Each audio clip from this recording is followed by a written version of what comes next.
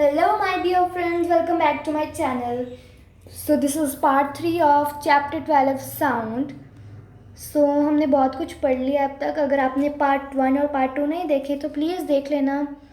हम अभी करते हैं sound can be produced by following method. Sound कैसे प्रोड्यूस होती है, कुछ मेथड्स दिए हुए हैं. फॉर एग्जांपल्स कह सकते हैं, हमें एग्जांपल्स दी हुई हैं. वाइब्रेटिंग स्ट्रिंग जैसे कि सितार, है ना. कई बार एयर वाइब्रेट होती है जैसे फ्लूट. अगर कहीं मेम्ब्रेन्स वाइब्रेट हो रहे हैं, फॉर एग्जांपल तबला, ड्रम, तो यहाँ सब जो साउंड है वो प्रोड्यूस होगी.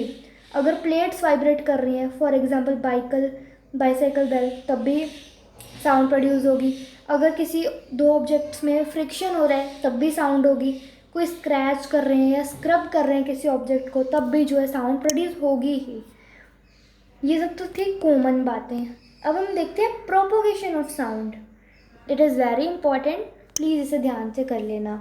सो propagation of sound, the substance through which sound travels is called a medium.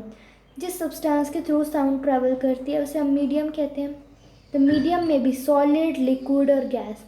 Medium कुछ भी हो सकता है, चाहे वो सॉलिड हो, लिक्विड हो, गैस हो. ठीक है.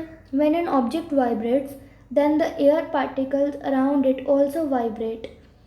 तो इसका मीनिंग क्या है, कहते हैं जब कोई ऑब्जेक्ट वाइब्रेट करता है ना, तो उसके साथ के जो उसके आसपास जो एयर पार्टिकल्स हैं वो भी वाइब्रेट करना स्टार्ट कर देते हैं.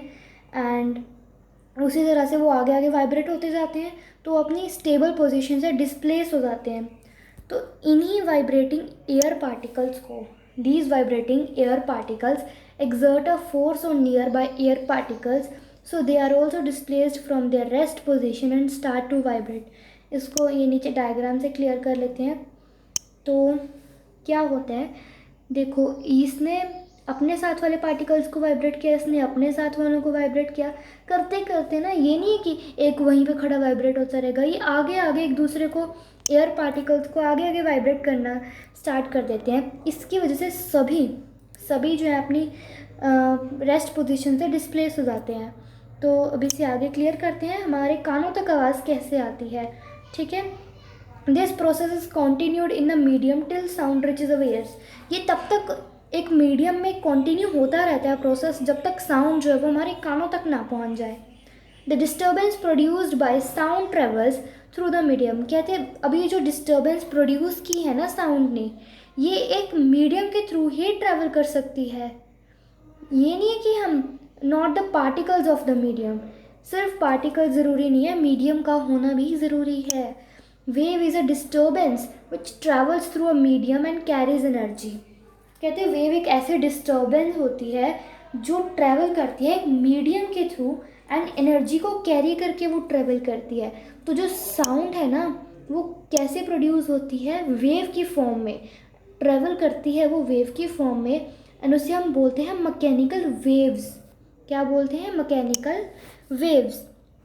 अब ये देख लो, कहते हैं नॉर्मल पोजीशन. अब नॉर्मली कोई स्प्रिंग पड़ा है तो वो ऐसा है, पर जब हम उसे लॉन्गिट्यूडनल वेव में कन्वर्ट कर देते हैं, यानी जब हम उसे खींचना स्टार्ट करते हैं एंड वो वाइब्रेट होता है, तो कहीं पर कॉम्प्रेक्शन होता है, कहीं पर रेयरफैक्शन होता है. तो यही जो है हम कहते हैं लॉन्गिट्यूडनल वेव. आई होप आपको समझ आया होगा. वीडियो भी 3 मिनट 45 सेकेंड्स की हो चुकी है. थोड़ा सा और करेंगे, उसके बाद हम बाकी नेक्स्ट पार्ट में कवर करेंगे क्योंकि वीडियो लंबी हो जाती है फिर. Sound waves are longitudinal waves. अब कहते हैं जो ये साउंड वेव्स हैं वो लॉन्गिट्यूडनल वेव्स ही हैं. अब ये पता कैसे करें भी कौन सी लॉन्गिट्यूडनल है, कौन सी मैकेनिकल है, वो क्लियर कर लेते हैं. ये हो क्या रहा है, आधा कट रहा है ना, अब नहीं कटेगा शायद.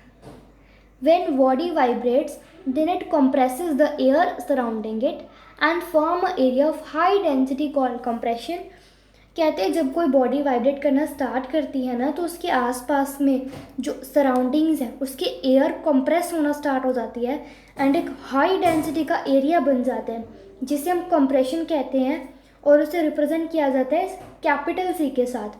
तो यहाँ एक डेफिनेशन दी हुई है, compression is the part of wave in which particles of the medium are closer to one another forming high pressure.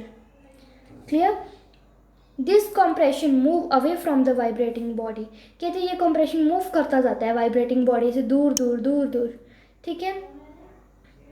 उसके बाद है when vibrating body vibrates back area of low pressure is formed called refraction.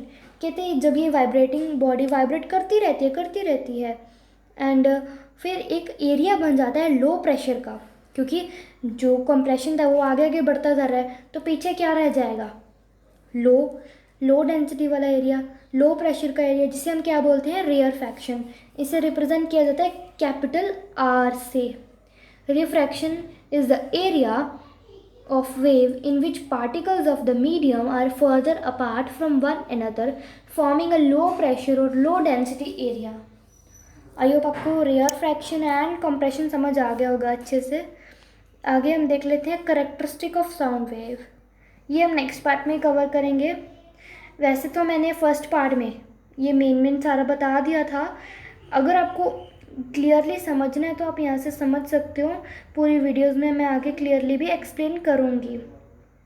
मैंने starting में बोला था कि हम इस चैप्टर को अच्छे से कवर नहीं करेंगे, मेन में नहीं करेंगे, बट मैंने सोचा कि मैं आपको सारा ही कवर करवा देती हूँ। मेन में सारा भी करवा दूँगी मैं आपको साथ साथ।